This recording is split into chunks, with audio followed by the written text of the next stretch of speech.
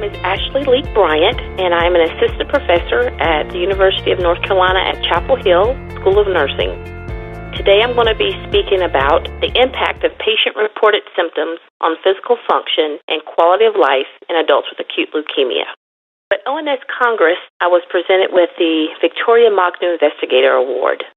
Dr. Mock was a pioneer in laying the groundwork for fatigue management interventions.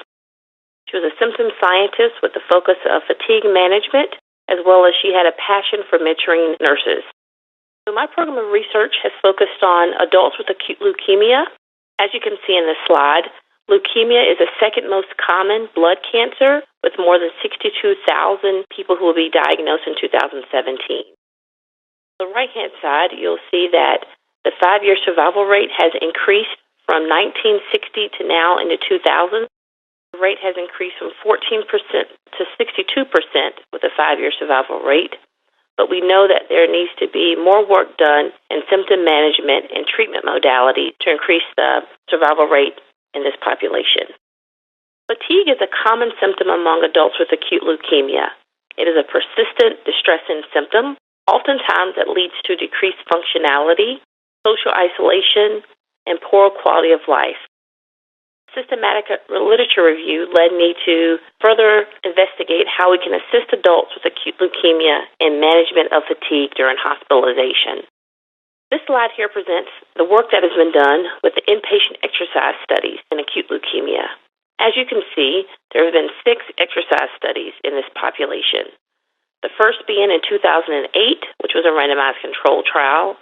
And the very last study that was recently completed was by Ashley Leek Bryant and colleagues in 2017, which was also a randomized controlled trial. Bryant and colleagues named this trial the Exercise and Quality of Life in Adults with Acute Leukemia, also known as EQUAL. Of that study, they had 17 patients, and the intervention included aerobic and resistance training. It was conducted 4 times a week with 2 sessions during the day. And from that study, they found that patients had decreased fatigue, anxiety, depressive symptoms, decreased sleep disturbances, and their cognition improved, as well as their quality of life and function improved during the exercise intervention. Dr. Bryant also was interested in looking at and gaining insight into the intervention participants' overall view about the exercise intervention. Some semi-structured interviews were conducted, and the patient stated that one of the benefits of the intervention was that it made them feel better. They enjoyed the structured exercise that they received.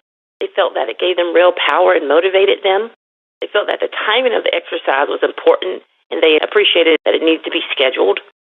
The post-hospital plan was also important. So these patients remained in the hospital for almost 30 days, and they had the attention of their medical team as well as nurses. But oftentimes, once they leave to go home, they're unsure what to do to continue to remain active in their home life. So we've had some participants say they were planning to go potentially to the gym as an alternative, but they felt that the gym was a way in which they would potentially try to avoid infection and mold. And then the other person said that social support was key to them. So future directions from this work, my goal is to continue to decrease symptoms and enhance functional ability and quality of life of adults being treated for acute leukemia. The Cancer Moonshot initiatives encourage us as researchers to continue to develop a database of symptoms and to track patient-reported outcomes. And with patient-reported outcomes, it's key to be able to get the patient's perspective via an interview and by survey to really get a holistic approach to how they're dealing with their illness. Palliative care and symptom management discussions are key at the time of diagnosis to prevent functional decline.